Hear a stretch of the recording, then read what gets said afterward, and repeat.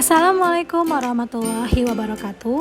Halo anak-anak, hari ini kita akan belajar pembelajaran IPAS bab 7, topik C, mengenai kegiatan jual beli sebagai salah satu pemenuhan kebutuhan dengan materi pokok kegiatan ekonomi. Tujuan pembelajaran kita hari ini yang pertama yaitu untuk mengidentifikasi ciri-ciri terjadinya jual beli.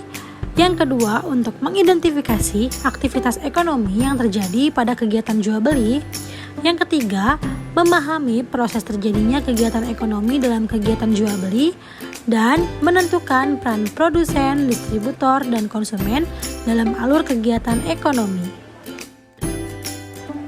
Pernahkah kalian pergi ke pasar? Kegiatan apa saja ya yang terjadi di pasar? Kita simak baik-baik yuk. Berikut adalah gambaran kegiatan yang terjadi di pasar. Sebelumnya, kita perlu tahu apa itu pasar. Pasar merupakan tempat bertemunya penjual dan pembeli untuk melakukan transaksi jual beli produk atau jasa. Di pasar tentunya ada penjual dan pembeli. Dan pasar sendiri merupakan tempat jual beli. Nah, anak-anak, di atas meja terdapat makanan berupa roti, selai, dan juga stroberi. Kira-kira dari mana ya asalnya makanan tersebut? Apakah kita bisa mendapatkannya secara tiba-tiba? Ataukah kita perlu membuatnya? Atau kita juga perlu membelinya terlebih dahulu? Nah, anak-anak, menurut kalian, bagaimana ya proses kita mendapatkan makanan tersebut? Tentunya makanan di atas meja tidak datang secara tiba-tiba, melainkan ada sebuah proses sampai makanan tersebut ada di atas meja. Nah, proses tersebut adalah kegiatan ekonomi. Kegiatan ekonomi adalah kegiatan yang dilakukan untuk memenuhi kebutuhan hidup manusia.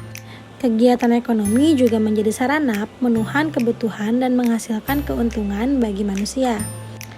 Terdapat 3 jenis kegiatan ekonomi. Yang pertama yaitu produksi, yang kedua distribusi, dan yang ketiga adalah konsumsi. Yang pertama yaitu produksi. Kegiatan produksi bertujuan untuk menghasilkan dan menambah nilai guna dari barang dan jasa. Kegiatan produksi ini akan menghasilkan barang atau jasa yang dapat memenuhi keinginan konsumen. Pelaku dari kegiatan produksi disebut sebagai produsen. Contoh kegiatan dari produksi yaitu bisa menjahit kain untuk menjadi pakaian, yang kedua bisa memasak makanan untuk dijual, dan juga menanam sayuran dalam jumlah banyak untuk dijual ke pasar. Selanjutnya adalah kegiatan distribusi. Kegiatan ini merupakan kegiatan menyalurkan barang atau jasa dari pihak produsen kepada konsumen. Kegiatan ini bertujuan supaya barang atau jasa yang disalurkan dapat tersebar luas kepada konsumen. Pelaku dari kegiatan distribusi disebut distributor. Contoh dari kegiatan distribusi adalah pengiriman barang, penyimpanan barang di gudang, atau juga pengemasan barang yang akan dikirimkan kepada konsumen. Yang terakhir adalah kegiatan konsumsi.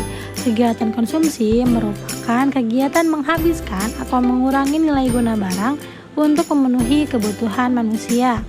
Pelaku kegiatan konsumsi disebut konsumen.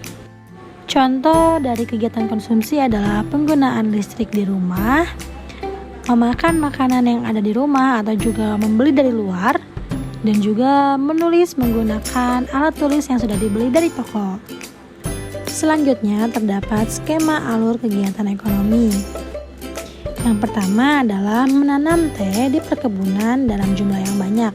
Selanjutnya hasil panen akan dikirimkan ke pabrik untuk dikelola. Setelah itu produk akan didistribusikan ke toko, swalayan, warung, pasar untuk dijajakan dan akan dibeli oleh konsumen. Setelah itu konsumen akan membeli produknya dan juga teh yang telah diproduksi tadi siap dikonsumsi. Nah, itu dia anak-anak penjelasan mengenai kegiatan ekonomi. Jadi, barang atau jasa yang kita dapatkan itu tidak datang secara tiba-tiba, melainkan melalui sebuah proses kegiatan ekonomi, yaitu produksi, distribusi, dan juga konsumsi. Semoga apa yang kita pelajari hari ini bermanfaat ya. Sampai jumpa di pembelajaran berikutnya. Wassalamualaikum warahmatullahi wabarakatuh.